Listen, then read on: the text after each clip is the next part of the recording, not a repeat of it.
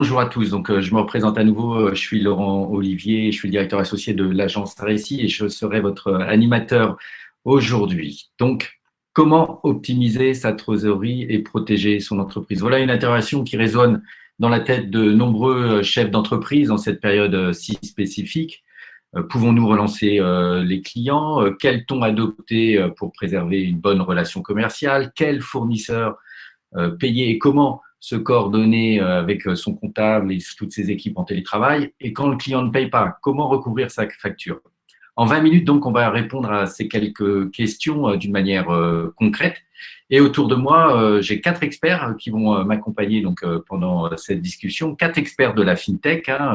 Et nous remercions d'ailleurs Joël Durieux qui soutient cette initiative avec Finance Innovation. Tout d'abord, Christelle Arquier, vous êtes CMO de Libéo. Ronan Lemoyle, vous êtes entrepreneur et le cofondateur de Westwide Valley. Émeric Dupas, vous êtes le CEO d'Aston ITF. Et Fabrice Desvelay, vous êtes le cofondateur de J-Collect. Donc, vous voyez en bas toutes les petites vignettes. Vous pouvez aussi cliquer directement pour afficher en grand nos speakers. Et Fabrice est apparu et on va peut-être lui poser la première question. Vous êtes à l'initiative, Fabrice, de ce webinaire. Pourquoi vous avez souhaité répondre à cette question cet après-midi? La question effectivement essentielle du webinaire, comment protéger sa trésorerie et l'optimiser. Dans cette période très compliquée, on a souhaité avec les membres du collectif que sont Aston et Libéo, de collectif Smart Recouvrement, et on s'est adjoint un invité de marque et de renom, en l'occurrence Ronan, pour évoquer ce sujet crucial en cette période. Voilà.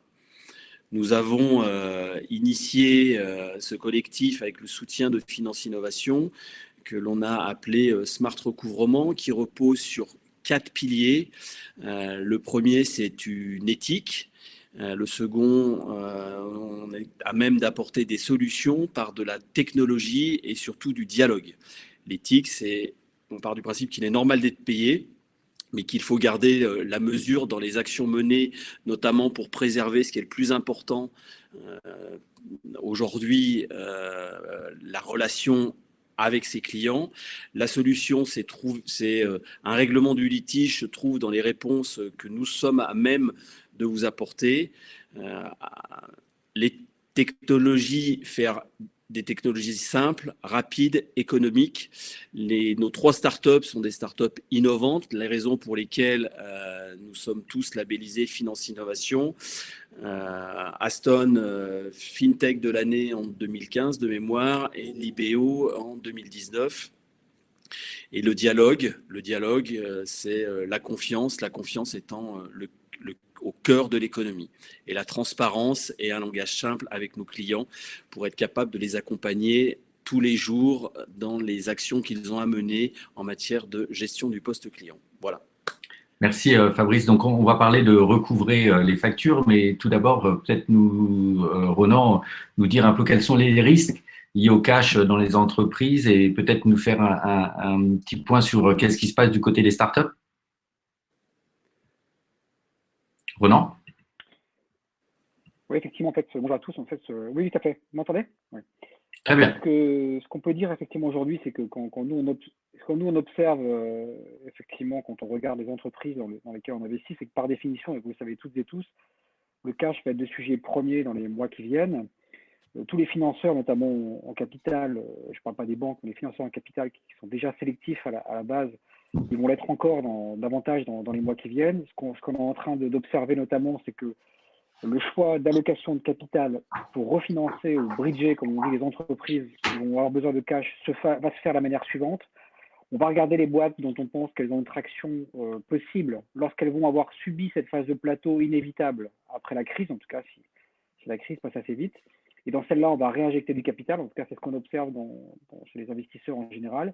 Et pour les autres, celles qui n'avaient pas forcément des mauvais business models, mais celles qui, pour le coup, avaient une traction un peu plus faible, étaient potentiellement un peu plus fragiles, ce qu'on observe et ce qu'on va observer encore plus dans les semaines et les mois qui viennent, c'est qu'elles vont se retrouver sans cash, c'est-à-dire sans possibilité de bridger avec leurs actionnaires actuels. Donc ça veut dire par définition, et c'est un premier point, que le poste trésorerie, il devient essentiel parce que tout le monde ne pourra pas compter, en tout cas à court terme, sur la capacité de voir les capital risqueurs, les business angels, les fonds, venir réinjecter du capital dans son entreprise. Encore une fois, la sélectivité va être très forte. Et puis on observe un deuxième point, et on en parlait encore avec Fabrice pas plus tard que ce matin, c'est que on voit que l'ensemble des actions du gouvernement français, notamment, sont mises en œuvre pour favoriser ce qu'on appelle la chaîne de confiance client-fournisseur. Ça veut dire quoi? Ça veut dire grosso modo faire en sorte, et ce n'est pas si évident que ça, que dans un pays comme le nôtre, où on est normalement dans un système où on fonctionne par contrat, mais aussi par confiance, il n'y ait pas de décision unilatérale d'un certain nombre de clients de ne pas payer leurs fournisseurs. Et je le dis parce que on a pu observer que ça pouvait se passer. Certains d'entre vous, d'ailleurs, peut-être malheureusement l'observent. Et on voit que tout l'enjeu, c'est de réussir à faire en sorte que cette relation client-fournisseur, cette confiance client-fournisseur ne soit pas cassée. Parce que si cette confiance, elle est cassée, on est clairement sûr d'une chose, c'est que pour le coup, on va avoir un effet domino qui va être évident. Et donc ça, c'est un des sujets qui est vraiment central, me semble-t-il, dans les semaines et dans les mois qui vont venir. Donc, gardez en tête que la sélectivité d'allocation de capital sera plus forte dans les mois qui viennent et donc faire encore plus attention que d'habitude à sa trésorerie. Et deuxièmement, effectivement, toute action permettant de garantir cette chaîne de confiance client-fournisseur devra être mise en œuvre parce que si cette chaîne venait à être rompue à un moment donné ou à un autre, on risque effectivement des effets dominos dramatiques à des endroits où, normalement, il n'y aurait pas dû y avoir de problème. Donc voilà un peu le panorama général de ce qu'on observe en ce moment sur ce sujet clé de la trésorerie. Et là, à un mois de la crise et du confinement, vous constatez déjà, Ronan, des situations de rupture, de crise, des blocages?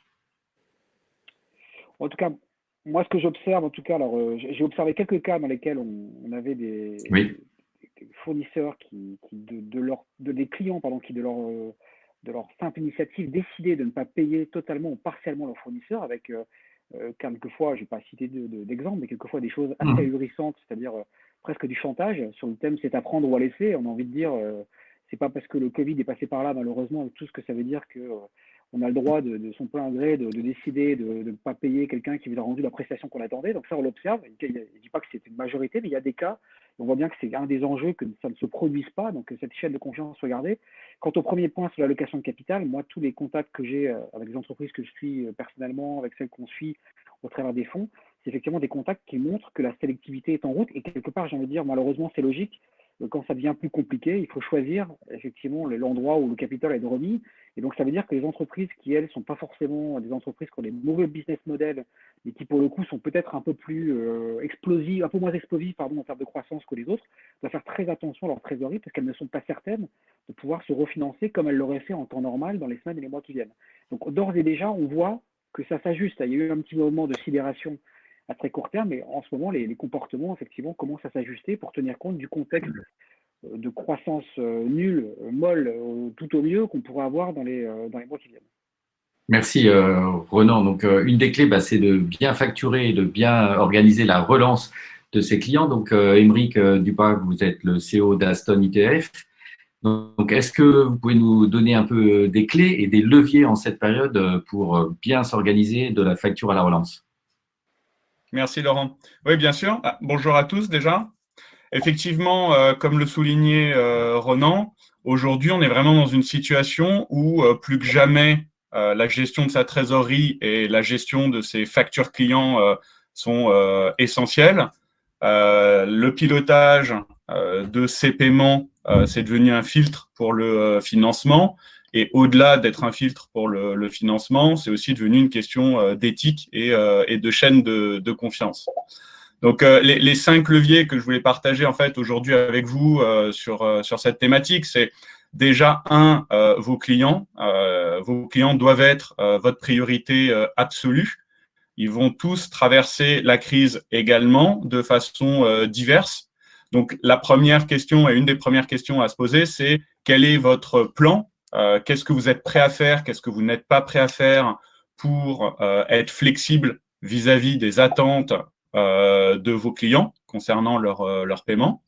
Est-ce que cette réflexion, elle a été formalisée? Est-ce qu'elle a été partagée avec vos équipes?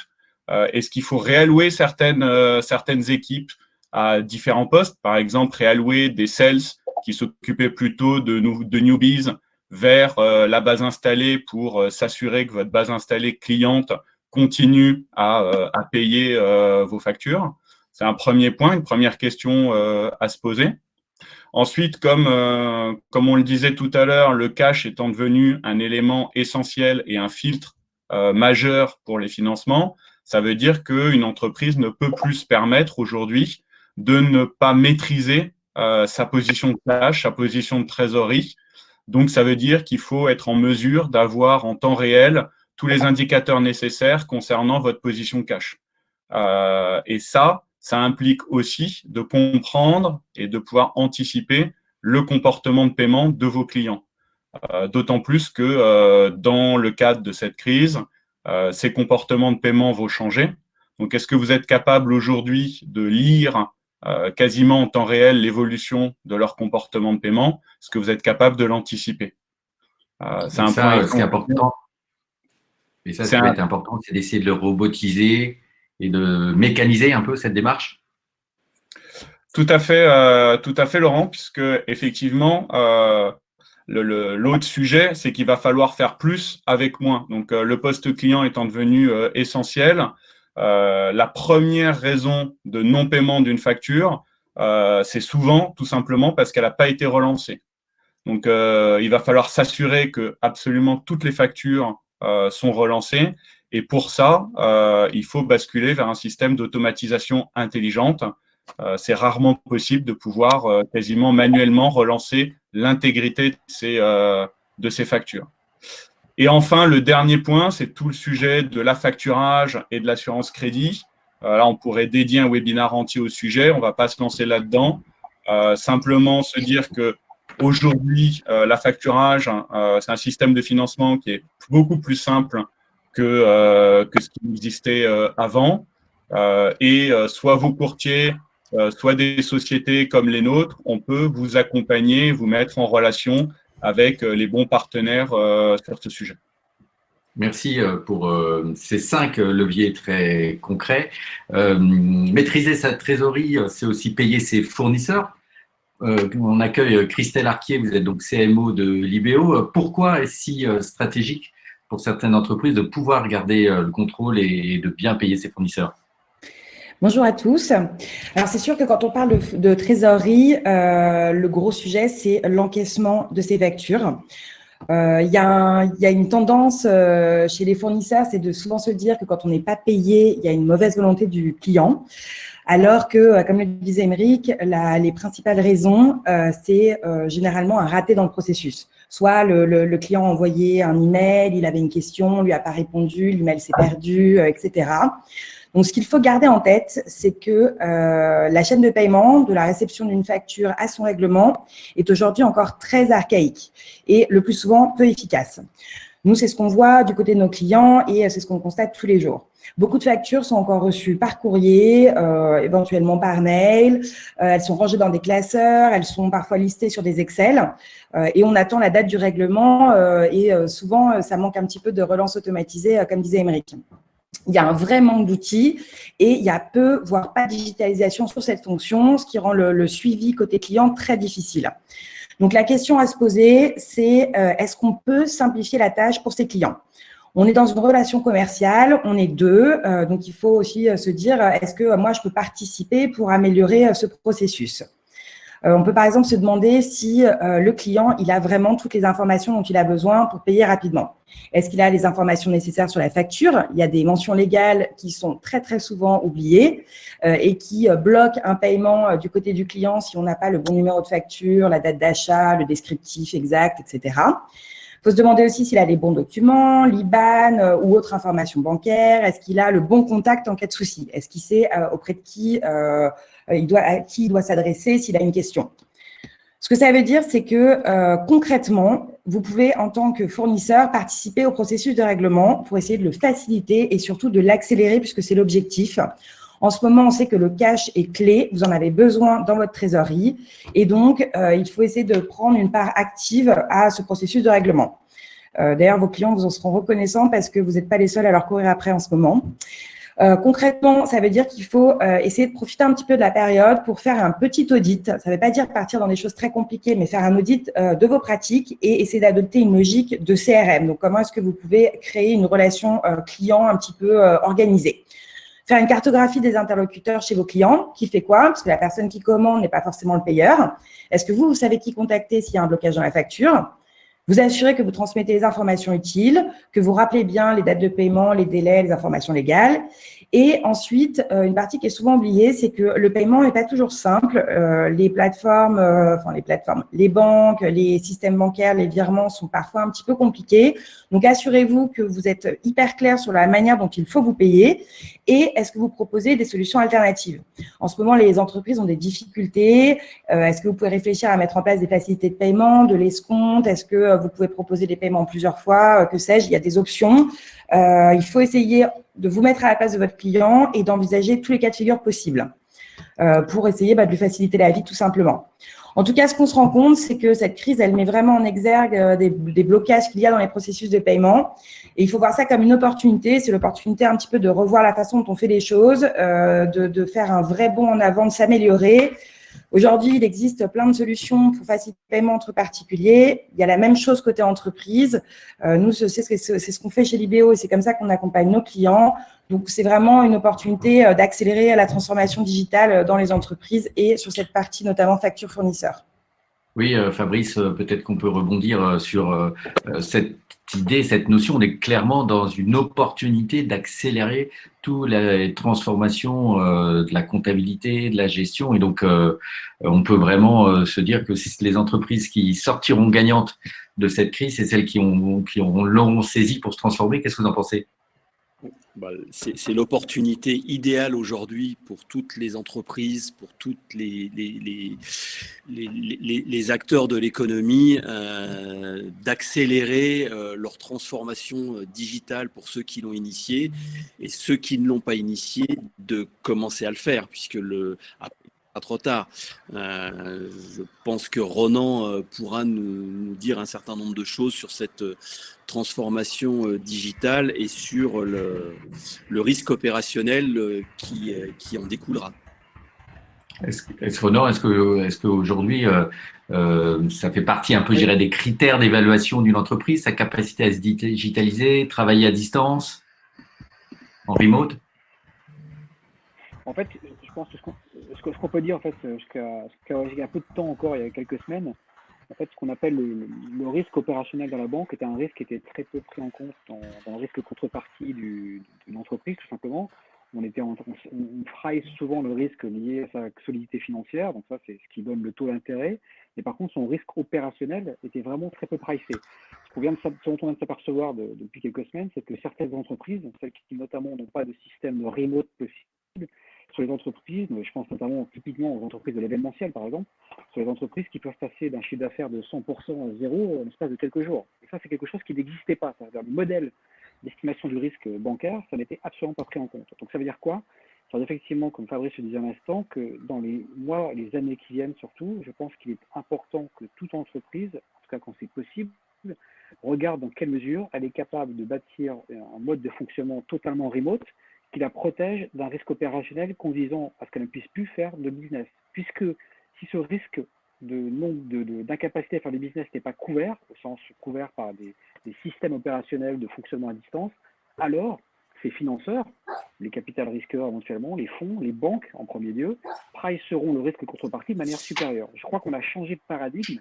Il y aura, de ce point de vue-là en tout cas, c'est certain, il y a beaucoup de débats aujourd'hui sur ce qui va changer, mais un truc qui est sûr, et qui va changer d'un point de vue de l'analyse du risque contrepartie, c'est que dorénavant, une entreprise qui ne sera pas capable de gérer de manière totalement remote son business, certaines le peuvent, doivent le mettre en œuvre, d'autres malheureusement, compte tenu de leur activité, ce n'est pas possible, je pense au voyage par exemple, et ces entreprises-là vont être vues avec un risque supérieur aux autres. Donc c'est hyper important d'effectivement travailler son business model dans les mois et années qui viennent pour être prêt à montrer que ce risque est couvert. Donc, à engager dès maintenant pour les mois et les années qui viennent. Mais néanmoins, Fabrice, aujourd'hui, quand on a besoin de se faire payer, quelles sont les pratiques que vous appelez smart à engager?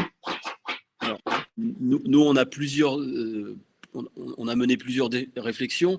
La première, on peut l'appeler accepter l'impayé, c'est aussi accepter la réalité. Moi, je suis d'avis de partir du postulat suivant, c'est que le client défaillant n'est pas un adversaire, c'est la situation qu'il est.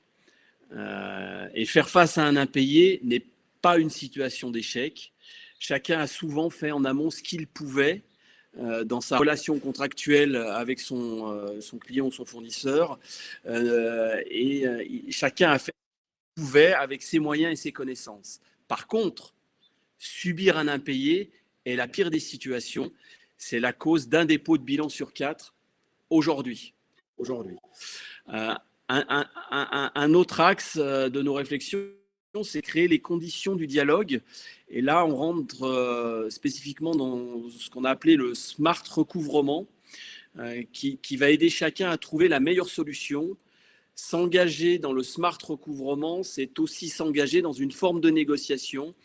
Et qui mieux qu'un tiers de confiance extérieur à la situation peut engager cette négociation pour satisfaire, autant qu'il le soit possible, les deux parties, celle qui veut être payée et celle qui ne peut pas ou ne veut pas le faire. C'est pour ça que J-Collect, c'est effectivement la seule plateforme qui met en lien les créanciers avec les huissiers de justice et les sociétés de recouvrement qui le veulent. Autre aspect important, c'est maîtriser l'enjeu financier, les enjeux financiers, la maîtrise des enjeux financiers liés à une situation née du fait d'un impayé est la réponse que l'on peut apporter à plusieurs difficultés. La première, elle fait référence à la morale. C'est une chose pour moi très importante. Je parle de la notion de respect. Je dois encaisser le fruit de mon travail, c'est me respecter et respecter mes collaborateurs et faire respecter mon entreprise. La seconde, une chose importante, c'est connaître le montant du chiffre d'affaires compensatoire à réaliser pour compenser un impayé. Nous avons apporté cette aide sur notre plateforme où effectivement on propose aujourd'hui une calculette en ligne permettant à tout chef d'entreprise, tout trésorier, tout DAF de connaître le montant du chiffre compensatoire qu'il aura à réaliser si la facture n'est pas recouvrée. Enfin, maîtriser le coût du recouvrement évite toute mauvaise surprise. Le pricing du recouvrement est une donnée importante à connaître dès le départ de la mise en recouvrement. Apporter des solutions personnalisées et des solutions techno. Chez nous, on a conscience que nos innovations technologiques bousculent à la fois le modèle traditionnel du recouvrement des entreprises et le contenu des métiers du recouvrement, donc tant chez les huissiers que les sociétés de recouvrement. Nous avons pensé le recouvrement avec des outils techno et il y a quelque chose qu'on va lancer dans les semaines qui viennent qui n'a jamais été fait, qui va s'appeler le recouvrement modulable avec l'un de nos partenaires qui fait partie du collectif Smart Recouvrement, Streammine, pour effectivement proposer des solutions vraiment adaptées aux situations des débiteurs particuliers, des clients défaillants côté B2C. Notre volonté par cet outil n'est pas de stigmatiser un client défaillant, mais de lui proposer un accès simplifié au recouvrement amiable. Il faut savoir, et ça c'est des sources de la FIGEC, c'est que 9 créances sur 10 s'encaissent à l'amiable. Et ces modalités techno nous permettent de proposer un recouvrement inclusif qui prend encore tout son sens aujourd'hui lors de cette crise. Le dernier point, c'est imposer une éthique pour tous et par tous. J'entends par là qu'il est à minima, on peut faire preuve à minima d'empathie, c'est-à-dire prendre conscience du point de vue et des émotions de chaque partie, écouter, proposer des solutions et récupérer de l'information. Pour celui qui recouvre le fameux tiers extérieur, il est important de préparer les deux parties au pire pour que chaque partie accepte une offre raisonnable et soit soulagée. En effet, tous les êtres humains préfèrent éviter des pertes au lieu d'obtenir des gains, car la peur nous tient constamment en alerte, on le voit aujourd'hui, et nous perdons jamais le sommeil quand tout va bien. En conclusion, je prends soin de ma trésorerie en prenant soin de celle des autres. ne plus payer ses fournisseurs, ce à quoi faisait référence Ronan ce matin, et on en avait un exemple sous les yeux concret, fait que les flux circulent autant que faire se peut de la même manière, et faire que ces flux circulants, on retrouve et on pérennise la confiance, puisque la confiance, comme l'a rappelé Ronan, c'est le business, c'est l'oxygène de nos business. Enfin, je terminerai en faisant une référence à Albert Jacquard. Nous sommes les liens que nous tissons avec les autres.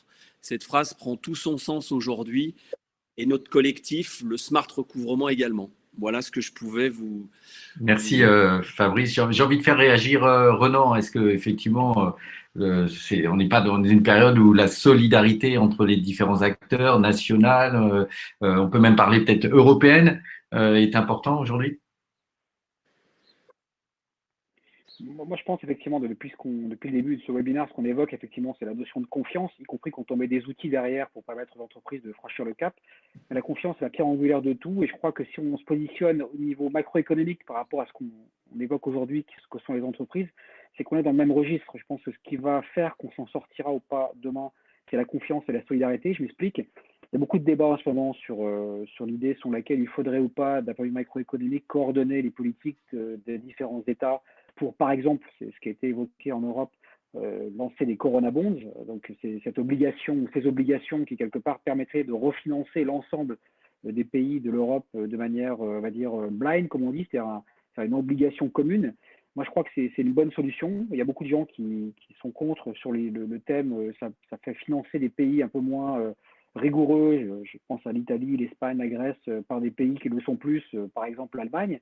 Je crois que c'est une erreur. Je crois qu'aujourd'hui, le vrai sujet qu'on a tous, et pourtant je suis quelqu'un qui est pour la rigueur en termes économiques, le vrai sujet qu'on a tous, c'est de faire en sorte de ressortir sur un même pied d'égalité de la crise. C'est-à-dire que cette crise est sanitaire, ce n'est pas une crise financière au sens de celle qu'on a connue par les banques en 2008, mais une crise liée au fait que les entreprises auraient mal travaillé. C'est la faute, entre guillemets, d'un virus qui, quelque part, ne doit pas permettre à qui que ce soit de repartir avec ou un avantage ou un handicap au sortir de cette crise. Je crois qu'il n'y aura rien de plus injuste que d'imaginer, effectivement, c'est ce qui a été dit d'ailleurs par notre président et ministre de l'économie, d'imaginer que des entreprises puissent défaillir parce qu'il y a eu un problème sanitaire, d'imaginer que des États, effectivement, et donc leurs citoyens, puissent repartir handicapés parce qu'un virus serait venu pénaliser leur économie. Donc tout ce qui doit permettre d'organiser la solidarité et le lien de confiance, que ce soit au niveau des entreprises ou au niveau des États, et donc de l'Europe, doit être mis en œuvre. Et moi, je milite beaucoup pour ça. Et le sens de ce qu'on évoque aujourd'hui, c'est bien cette dimension-là. Et le sens de ce qui est fait, me semble-t-il, en tout cas, est prôné par notamment le ministre de l'économie en France et au-delà au niveau européen, c'est bien effectivement d'organiser une solidarité européenne pour que tout le monde sorte, encore une fois, sur un même pied d'égalité de cette crise sanitaire. Et si on arrive à faire ça, je pense effectivement qu'on aura fait un grand pas en avant et tout le reste ensuite, je pense notamment au débat autour de l'inflation ou autre, ne sera que littérature. Merci beaucoup, Ronan, pour cette conclusion. On va remercier nos 4 experts intervenants, donc Ronan Lemoyle, Fabrice Debelay, Aymeric Dupin et Christelle Arquier. Vous avez ici leur compte Twitter pour pouvoir directement échanger avec eux. Avant de les quitter, on va néanmoins prendre quelques secondes pour répondre à certaines questions. Dès le début, on a eu une question sur les huissiers. Comment on fait actuellement alors qu'ils sont plutôt fermés? Est-ce que quelqu'un veut répondre à cette question? Nous, on est en lien quotidien avec les études d'huissier connectées à la plateforme. Les études d'huissier continuent à travailler. Certaines sont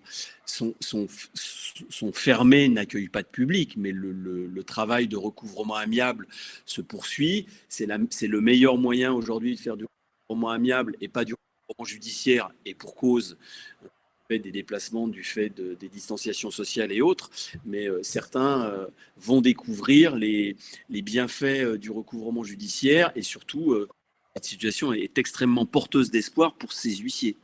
Merci, c'était une question de Fred DEB. On a aussi une question de Dominique Fioriti qui dit les dysfonctionnements ne sont-ils pas plus souvent en interne avant d'être en externe? Qu'est-ce que vous en pensez? Peut-être Christelle? Oui, bien sûr. C'est ce dont on se rend compte, c'est que souvent les problèmes qu'on a, alors en dehors du client qui ne veut vraiment pas payer, mais souvent c'est un problème d'organisation interne. Émeric donnait un très bon exemple tout à l'heure. On l'a perdu, je crois qu'il a eu un problème de connexion, mais il disait que souvent la première raison, en tout cas à moins de 30 jours du non-paiement d'une facture, c'est parce que le client a envoyé une question qui est partie dans l'email de quelqu'un qui n'en fait pas le bon contact et il a dû être forwardé. Bref, il n'y a jamais eu de réponse et souvent c'est un des premiers problèmes. C'est pour ça qu'on parlait tout à l'heure de revoir un petit peu son organisation interne et être sûr qu'on facilite les échanges, qu'on est bien organisé soi-même avec son équipe, entre qui commande, qui reçoit les factures, qui approuve les factures, qui paye. C'est pas toujours évident. Et une fois que ça, c'est clair, on sera également capable de le communiquer clairement en externe et donc de simplifier le process pour tout le monde. Merci. On a une question aussi de Pépé, peut-être pour Fabrice. Comment est fixé quel est votre taux de recouvrement? Alors, le taux de recouvrement, ce sont nos algorithmes qui le fixent et ce sont nos prestataires qui se voient attribuer la facture dès l'instant où ils sont en accord avec le montant de l'honoraire de recouvrement préconisé. C'est très simple. Merci. Et peut-être une dernière question pour Ronan, pour reboucler sur le sujet de la solidarité nationale et européenne. Donc, une question qui nous est posée par Andrés Glenex. En quoi la communauté européenne peut-elle montrer un esprit solidaire si chaque pays est lui-même replié sur sa propre situation à cause du virus? Je crois qu'il faut distinguer deux choses. Il faut distinguer le besoin, entre guillemets, de confinement au sens physique du terme, qui est une réalité, malheureusement. Je pense que les pays doivent, entre guillemets, c'est vrai, des pays comme des régions de ces pays, comme des villes de ces pays, on doit limiter tous les mouvements. Donc il y a une espèce de paradoxe, effectivement, à dire qu'il faut que le monde s'arrête et que, quelque part, les gens se referment sur eux-mêmes. Et en même temps, quelque part, ce sont ces conditions-là qui permettent de préparer, par ailleurs, le redémarrage sur la même ligne de départ de tout le monde. C'est-à-dire que pendant, effectivement, que la crise sanitaire, et c'est bien normal, c'est ce qui doit nous occuper tous en premier lieu, et qui occupe, on le sait tous, les soignants notamment, est en train d'être traité. Il faut mettre en œuvre les modalités économiques. C'est le plan de plus de 110 milliards d'euros déjà bâti en France, et on peut d'ores et déjà dire qu'il y en aura beaucoup plus que ça. C'est le plan de 500 milliards d'euros au niveau européen, on peut déjà dire qu'il y en aura beaucoup plus que ça. Et quelque part, si vous savez, au niveau mondial, il y a déjà eu 8 000 milliards de dollars qui ont été injectés dans l'économie depuis la crise du Covid, et ça va continuer.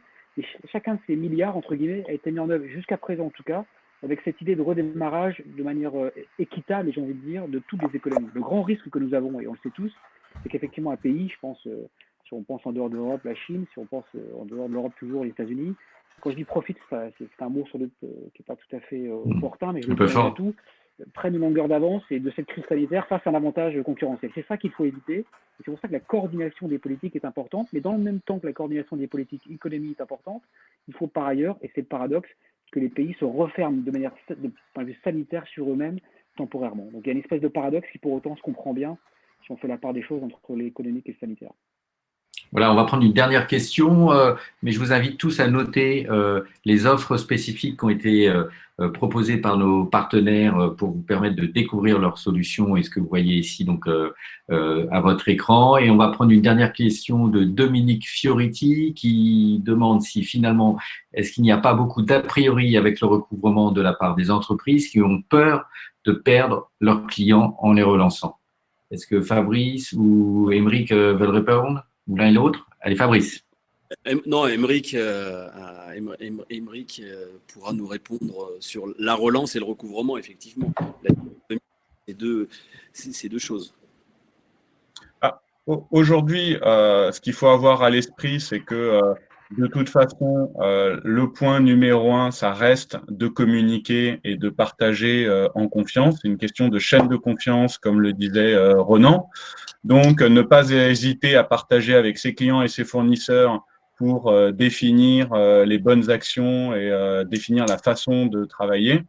Et ensuite, il y a aussi un point, c'est que tout ce sujet de poste client, de recouvrement, ça a longtemps été délaissé par un certain nombre d'entreprises. Il y a moins de 10% des entreprises qui sont équipées aujourd'hui d'outils pour faciliter le pilotage du recouvrement. Donc, il ne faut pas hésiter aussi, comme le disait Christelle, à penser à sa transformation digitale.